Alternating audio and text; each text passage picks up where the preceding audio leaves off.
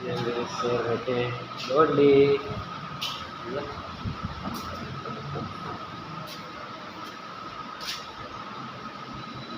पप्पा बैठे हुए।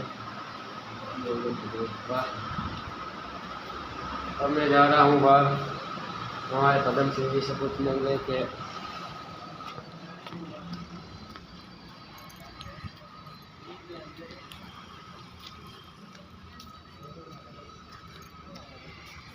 क्यों दरबार आपको यहाँ पे काम करके कैसा फील हो रहा है?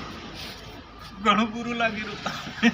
क्यों कैसा, तो भी आपका अनुमान बताओ। कई 700-800 रुपया तो मले ले। क्यों 800? तरुण भैया आप बताओ। तरुण भैया 250 नौकरी करे 1000 रुपया माइनस में जाए। क्या मजा लेगा मारे जरा देखेगा क्या देगा।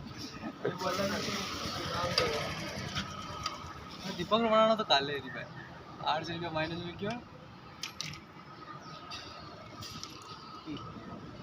मैं उसको मुंडो भी तो बाद में गाड़ी ले गयो नो, तो गाड़ी कहीं भी 80 70 90 वो बट ब्रेकर तक नहीं देखे आदमी 800 रुपया में। मैं कहते माँ एक बात है काल की तो भाई जब इच्छा होता आ जाए तो बता दे जीरो दे।